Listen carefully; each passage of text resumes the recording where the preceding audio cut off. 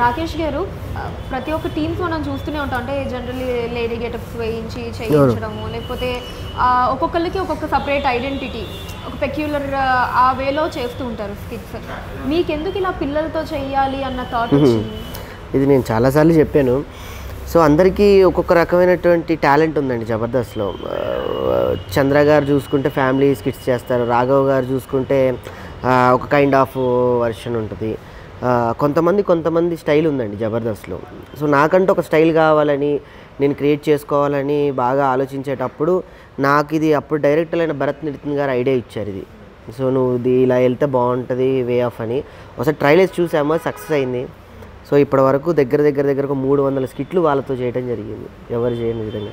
అదే మీకంటూ ఒక డిఫరెంట్ స్టైల్ ఉండాలి అనుకున్నప్పుడు అంటే పిల్లల్ని పర్టికులర్లీ సెలెక్ట్ చేసుకోవడానికి ఏమన్నా రీజన్ ఉందా? ఉంది మేడం. అదే నేను ఫ్యామిలీ కూర్చొని అందరూ, ఇప్పుడు మీ ఇంట్లో పెద్దవాళ్ళు కానీ పిల్లలు కానీ మీరు కూడా కలిసి చూడడానికి కొంచెం ఒక రకమైనటువంటి స్పేస్ గ్యాప్ కావాలి.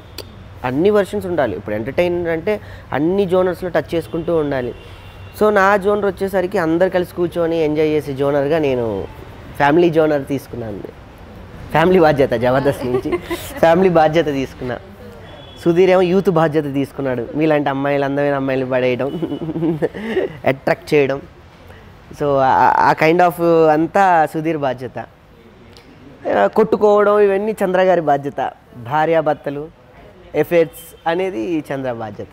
ఒక్కొక్కరు ఎంటర్టైన్ జోనర్ ఒక్కొక్కరు ఒక్కో రకంగా ఉంటుంది. జబర్దస్త్ అనే పదం రాకేష్ గారి జీవితంలో అంటే ఆ మాట వినగానే ఏ అనిపిస్తుంటుంది? అయ్యో మ్యామ్, యాక్చువల్లీ నేను అంటే జబర్దస్త్ రాకముందు నేను ఒక మిమిక్రీ ఆర్టిస్ట్ని చాలా స్టేజ్ షోస్ చేస్తూ ఉండేవాడిని. చాలా ఛానల్స్లో కూడా పనిచేసిన అనుభవం ఉంది.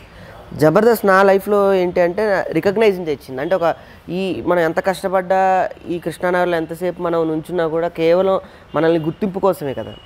ఆ జబర్దస్త్ ఎంటైర్ నాకొక్కడికే కాదు, నాలా కష్టపడి ప్రతి ఒక్క కళాకారుడికి లైఫ్ ఇచ్చింది ఈటీవీ మల్లెమాల సంస్థ. ఇంకా ఈ జబర్దస్త్ రాకపోయి ఉంటే మేము ఇంకా కష్టపడితే ఇంకొక 20 సంవత్సరాలకు వచ్చేదేమో మాకు. కాకపోతే ఆ ఫ్లేవర్ మాకు ముందే వచ్చేసింది. అసలు అంటే ప్రతి ఒక్కరు కూడా సక్సెస్ అవ్వటం అంటే జబర్దస్త్లో అది చిన్న ఆర్టిస్ట్ అయినా సరే సక్సెస్ అయిపోతూ ఉంటారు. చాలా మంది జనాలు చాలా ఈజీగా రీచ్ అవుతూ ఉంటుంది ఇది అన్నది. మీకు టాలెంట్ ఉంది అంటే చాలు, ఆ స్టేజ్ ఎక్కి దుమ్ము దులిపేయచ్చు.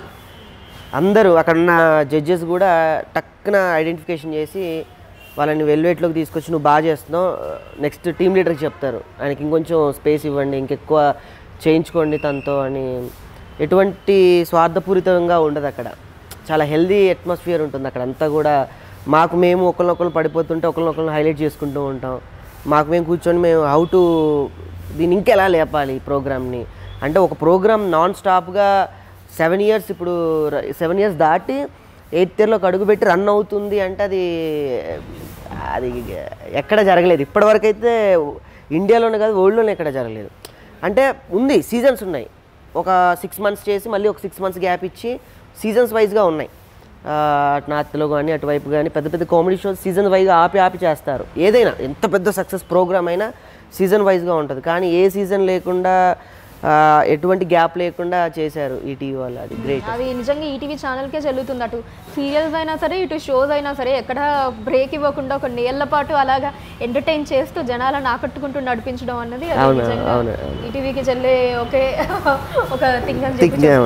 అది ఈటీవీలో ఏ ప్రోగ్రామ్ అయినా కూడా అది లాంగ్ లైఫ్ ఉంటుంది.